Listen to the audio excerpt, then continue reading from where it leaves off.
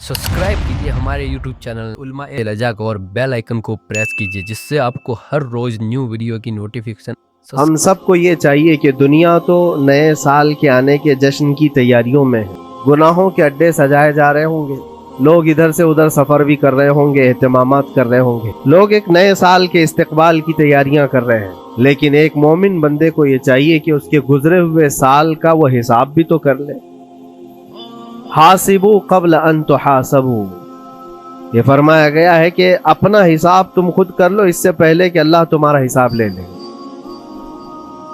हमारे गुजरे हुए साल के अंदर कितने धक्के खाए, कितनी ठोकरें खाई, क्या क्या नुकसानात उठाए।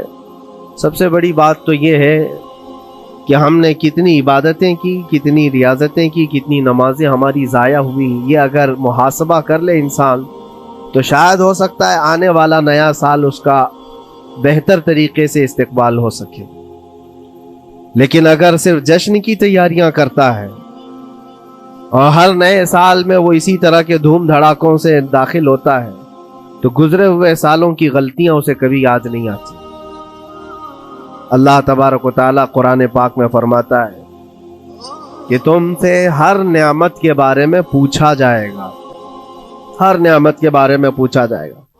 हदीस पाक में है, नबी करीम सल्लल्लाहु तआला अलैहि वसल्लम फरमाते हैं, कोई इंसान क़यामत के मैदान से उस वक्त तक अपना पैर नहीं हटा सकता जब तक 5 सवालात उससे ना कर लिए जाए। 5 सवालात में सबसे पहला सवाल क्या होगा? अल्लाह ताला ये पूछेगा कि मैंने तुझे जवानी दी, तूने कहां कहां खर्चा किया। ये पहला सवाल है। और मुहद्दिसीन और मुफस्सिरीन फरमाते हैं कि एक सवाल के जवाब में बंदे को 500 साल भी लग सकते हैं। अपनी सिर्फ जवानी का हिसाब देते देते किसी को 500 साल, किसी को 700 साल लग जाते हैं। बाकी के जो 4 सवालात हैं वो बाद में है। अल्लाह ने सेहत अता की तो उसका इस्तेमाल कैसे किया, दौलत अता की तो इसका इस्तेमाल कहाँ किया। सिर्फ जवानी का जवाब देने में जब 500 साल लग जाते हैं तो पूरी जिंदगी का हिसाब क्या दे पाएगा। इसीलिए मेरे अजीजों, जिसके पास आज जवानी है या गुजर चुकी है वो गनीमत जाने, एक एक लम्हे को गनीमत जाने। और एक हदीस पाक में आपको बताता हूँ, अल्लाह के हबीब सल्लल्लाहु तआला अलैहि वसल्लम फरमाते हैं, 5 चीज़ों को 5 चीज़ों से पहले गनीमत जानो। उसमें से 2-3 मैं जिक्र करता हूँ।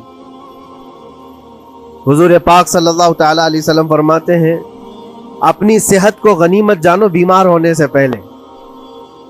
आज सेहतमंद हो तो इसकी कदर करो बीमार होने से पहले। हाथ नहीं टूटा है अभी, पाँव नहीं टूटा है, सर सलामत है, सोचने की ताकत है, जुबान सलामत है।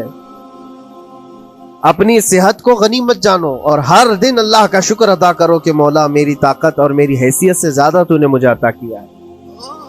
और अगर अपनी सेहत का ख्याल नहीं है, कदर नहीं है, तो जाओ कभी किसी कैंसर हॉस्पिटल में जा करके देखो। कई ऐसे लोग हैं जो मौत और हयात के बीच लड़ रहे हैं। कुछ तो ऐसे हैं जो रोज मौत की तमन्ना करते हैं लेकिन मौत भी नहीं। मुझे याद है आज तकरीबन 8-9 साल हो गए होंगे, एक कैंसर हॉस्पिटल में एक अधेड़ उम्र के शख्स से मुलाकात। मैं तीमारदारी के लिए या इयादत के लिए जाया करता था।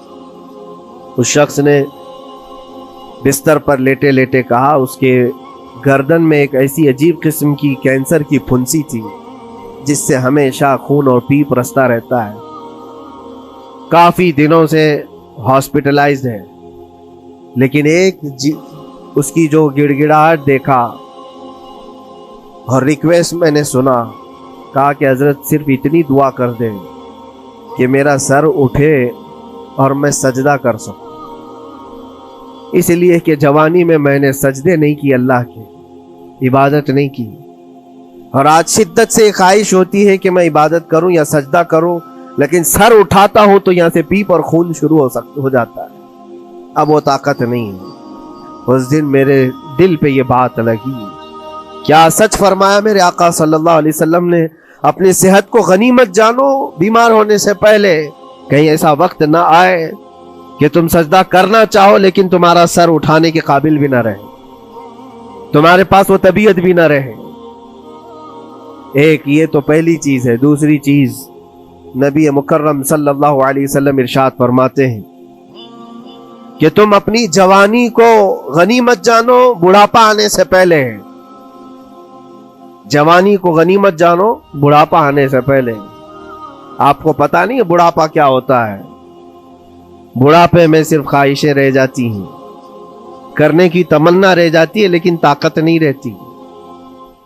بڑھاپے کے اندر اعضاء ڈھیلے ہو جاتے ہیں, نہ وہ صحیح ڈھنگ سے پوری عبادت کرنے کے قابل رہ جاتا ہے, بلکہ وہ سوچتا رہ جاتا ہے کہ کاش میں اپنی جوانی میں اتنی نمازیں پڑھ لیا ہوتا, اتنی تسبیح پڑھ لیا ہوتا, لیکن کر نہیں پاتا. اسی لیے اللہ کے نبی صلی اللہ علیہ وسلم نے فرمایا بڑھاپا آنے سے پہلے اپنی جوانی کی قدر کرنا. اور اتنی تیزی سے یہ جوانی جاتی ہے پتہ بھی نہیں چلتا, بہت تیزی سے گزر جاتی ہے. جوانی ایسا شباب ہے کہ یہ بجلی کی طرح بھاگتی چلی جاتی ہے, کیونکہ جوان ہوتے ہی آدمی کے اوپر ایسی ذمہ داریاں آئیں. اس کو شادی کا خیال آیا, شادی کیا, بچوں کا خیال آیا, بچے ہوئے, پالنے کی بات, گھر بنانے کی فکر, بزنس کی فکر, جاب کی فکر. ان تمام چیزوں میں اتنا گھرا رہا کہ جوانی نکل گئی, بال سفید ہو گئے, پتہ ہی نہیں چلا, بڑھاپا آ گیا. اور اس کے بعد بڑھاپے میں اس کو احتساب کرنے کا موقع ملے تو وہ سوچتا ہے کہ میرے پاس جوانی کے اتنے سال تھے, کاش میں عبادت کیا ہوتا یا کچھ کر لیا ہوتا. لیکن ایک بات یاد رکھو, گیا وقت پھر ہاتھ آتا نہیں, سدا دور دورہ دکھاتا نہیں. سب سے قیمتی چیز دنیا کی یہ وقت ہے جو گزر جاتا ہے. آج کا جمعہ پھر ہم صدیوں بعد بھی یا جتنی بھی زندگی ہو یہ دوبارہ نہیں لے سکتے, یہ واپس نہیں آئے گا ہماری زندگی میں. 2024 کا یہ آخری جمعہ ہے, پوری دنیا سر پٹک لے دوبارہ یہ جمعہ واپس نہیں لا سکتی گزر جانے کے بعد. یہ نظام کائنات ہے, وقت گزر رہا ہے. الوقت کالسیف, یہ وقت تلوار کی طرح ہے, اس کو تم کاٹ دو ورنہ یہ تمہیں کاٹے گا. تیسری چیز رسول پاک صلی اللہ تعالی علیہ وسلم ارشاد فرماتے ہیں, دو چیزیں میں نے بتایا. پہلی یہ کہ صحت کو اپنی قدر کرو, غنیمت جانو بیمار ہونے سے پہلے. دوسری چیز ہے اپنی جوانی کی قدر کرو بڑھاپا آنے سے پہلے. اور تیسری سب سے امپورٹنٹ ہے, اللہ کے نبی نے فرمایا زندگی کو غنیمت جانو موت آنے سے پہلے. پہلے والی دو چیزوں میں تو تمہارے پاس موقع تو ہے. صحت چلی گئی, بیمار ہے, لیکن بیماری میں بھی توبہ کر رہا ہے, اللہ اللہ کر رہا ہے, چلو ٹھیک ہے. جوانی چلی گئی لیکن بڑھاپا ہے, بڑھاپا میں تو اللہ اللہ کر رہا ہے, عبادت کر رہا ہے. یہ دونوں میں تو موقع ہے, لیکن زندگی ختم ہو گئی, موت آ گئی, تب پھر کیا ہے؟ موت کے بعد پھر کوئی عمل نہیں, موت کے بعد کوئی عمل نہیں. حضرت سفیان ثوری رضی اللہ تعالیٰ عنہ کی وہ بات مجھے یاد آتی ہے. ایک جنازہ جا رہا تھا اور اس جنازے کے پیچھے ایک 8 سال کی بچی روتی ہوئی جا رہی تھی. اس کے باپ کا جنازہ تھا, بہت رو رہی تھی, بہت گڑ گڑا رہی تھی. کیا جملہ کہہ رہی تھی؟ کہتی تھی کہ ہمارے گھر پر, ہم پر جو آج مصیبت آئی ہے اس سے بڑی مصیبت کبھی آئی نہیں, بہت بڑا صدمہ ہے, بہت بڑی مصیبت ہے. تو حضرت سفیان ثوری نے اس بچی سے کہا بیٹا تمہارے اوپر جو مصیبت آئی, تمہارے گھر پر جو آئی وہ کل کو ٹھیک ہو جائے گی, تم پھر معمول پر آ جاؤ گے. بلکہ بات یہ ہے تمہارے باپ پر جو آئی ہے وہ سب سے بڑی ہے, وہ موت ہے, وہ سب سے بڑی ہے, کیونکہ وہ پلٹ کر کے آنے والا نہیں ہے. جنازے کو دفن کر دیا گیا. دوسرے دن قبرستان میں حضرت سفیان ثوری کہتے ہیں اسی قبر کے پاس میں اس بچی کو روتے ہوئے دیکھا. بچی کو باپ سے بڑا لگاؤ رہا ہوگا, قبر کے پاس بیٹھ کر کے رو رہی تھی, یوں کہہ رہی تھی ابا آپ بیمار تھے, میں دوائی لا دیتی تھی, آپ سونے کے لیے جاتے میں بستر جھاڑ دیتی تھی اور بچھونے بچھا دیتی, آپ کو اڑا دیتی چادر, اور آپ کو کھانا میں لا کر پروس دیتی. کل کی رات کیسی گزری؟ کیا کسی نے دوائی پوچھی آپ کو؟ کیا کسی نے کھانا پوچھا آپ کو؟ کیا کسی نے بستر جھاڑ کر دیا اور کسی نے آپ کو اوڑھنا اڑایا؟ وہ روتی ہوئی اپنے باپ سے, مرحوم باپ سے باتیں کہی جا رہی تھی. حضرت سفیان ثوری اٹھاتے اور کہتے ہیں بیٹا یہ سوالات اب نہ کر اپنے باپ کو, کہ किसी ने खाना पूछा, दवाई पूछी, बिस्तर बिछाया नहीं। अब ये पूछ अपने बाप से, कल हमने जो आपको सही सलामत दफन किया, चेहरा अभी तक सलामत है या नहीं? अभी तक पेट सलामत है या नहीं कि फाड़ दिया गया? कफन अभी तक बाकी है या छीन लिया गया है? ये पूछ अपने बाप से कि कल हमने जब दफनाया था तो खुशबुओं में दफनाया था। पूछ अपने बाप से कहीं कीड़े तो नहीं चढ़ गए आज, क्योंकि ये होने वाला है अब कब्र की जिंदगी में। अजीजा ने गिरामी वक़ार, इसीलिए हजरत मौला अली करमल्लाहु वजहुल करीम जब कब्रस्तान जाते सलाम करते कब्र वालों को, और उसके बाद एक एक घंटा खड़े होकर रोते थे।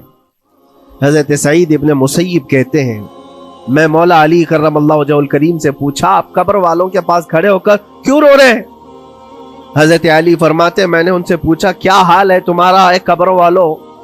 उन्होंने जो जवाब दिया, सईद अगर तुम भी सुनते तो रोते। कहा क्या जवाब देते हैं कब्रों वाले?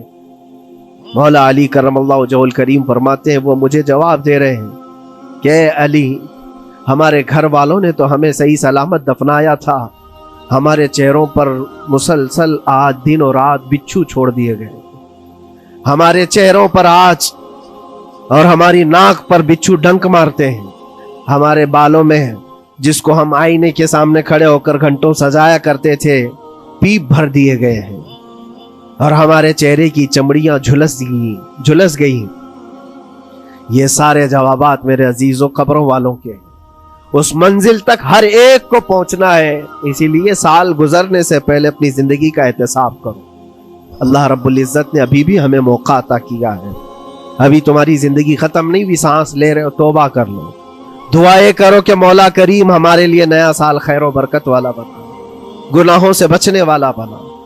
कुछ लोगों की हालत ये है कि गुनाहों पे गुनाह जब हो जाते हैं तो नाउम्मीदी के शिकार होते हैं। अब क्या होने वाला है, मैं तो बहुत पापी हूं, बहुत खताकार हूं, मुझसे तो बड़े बड़े गुनाह हो गए हैं, अब मैं क्या कर सकता हूं? नाउम्मीदी कुफ्र है मेरे अजीज। आपको बताऊं, रसूल पाक सल्लल्लाहु तआला अलैहि वसल्लम एक मर्तबा सहाबा से फरमाते हैं, तुम्हें पता है अल्लाह रब्बुल इज्जत का करम और उसका रहम कैसा है? मुस्कुराने लगे। सहाबा ने पूछा, आप क्यों मुस्कुरा रहे हैं? कहा, अल्लाह तबारक व तआला फरमाता है कि सहरा में चलने वाला एक आदमी, गौर से सुनिएगा, सहरा डेजर्ट, सिर्फ रेत का मैदान, कहीं कोई झाड़ नहीं, कोई इमारत नहीं, कोई छांव लेने की जगह नहीं। कोई एक बंदा अपनी ऊंटनी पर साजो सामान रख करके चल रहा था। सहरा का सबसे बड़ा प्रॉब्लम यह होता है कि रास्ता मालूम नहीं होता, हर तरफ तो सीधा ही रास्ता दिखता है, डायरेक्शन पता ही नहीं होता, चारों तरफ से आसमान मिला हुआ दिखता है, जैसे समंदर है वैसे सहरा है। कभी अगर आपने सफर किया हो, हमने मिस्र में देखा है 200-250 किलोमीटर तक गाड़ी चलती है, एक दरख्त भी नहीं आता, एक इमारत भी नहीं आती। सहरा में रास्ते भूल जाते हैं लोग। पहले के दौर में तो कोई नेविगेशन भी नहीं था। तो कोई बंदा ऐसे जो ऊंटनी पर साजो सामान रख करके सफर कर रहा है और एक जगह थक करके सो गया सहरा में। सुनिए, ये मिसाल फरमा रहे मेरे आका सल्लल्लाहु अलैहि वसल्लम। थक करके सो गया और जैसे उसकी नींद खुली तो देखा ऊंटनी साजो सामान के साथ गायब है, कुछ भी नहीं है उसके पास। खाने पीने की जो चीजें थी, साजो सामान था, सब ऊंटनी के साथ गायब हो गया। अब वो बीच सहरा में इतना हैरान और परेशान, उठ करके तलाशने लगा। अब उसको ना रास्ता दिखाई दे, ना अपनी ऊंटनी दिखाई दे।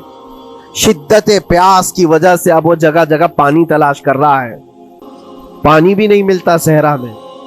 मौजे सुराब जिसको कहते हैं ना, मौजे सुराब क्या है? रेत चमकती है सूरज की धूप से और इंसान को ऐसा लगता है उधर पानी है, और वहां तक पहुंचता है तो पानी नहीं होता, रेत होती है। वो इसी पानी को तलाश करते करते सहरा में मर जाता है। सहरा में बहुत लोगों की मौतें होती, पहले बहुत लोग मर जाते थे जो रास्ता भटकते थे।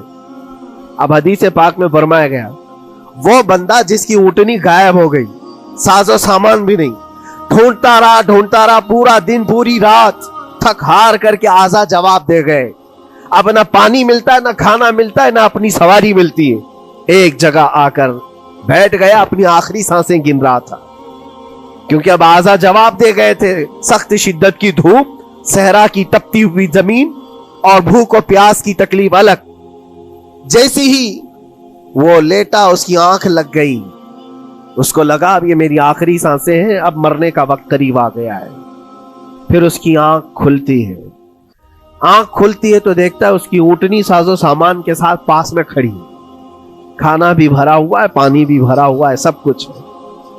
اب نبی پاک صلی اللہ تعالی علیہ وسلم صحابہ سے پوچھتے ہیں. عرب والے بہت اچھی طرح جانتے تھے صحرا کا سفر کیا ہوتا ہے. پوچھتے ہیں اے میرے صحابہ بتاؤ اس بندے کو اپنی گمشدہ اونٹنی ملنے کا کتنا اچھا لگ رہا ہوگا، کتنی اس کو خوشی ہوئی ہوگی.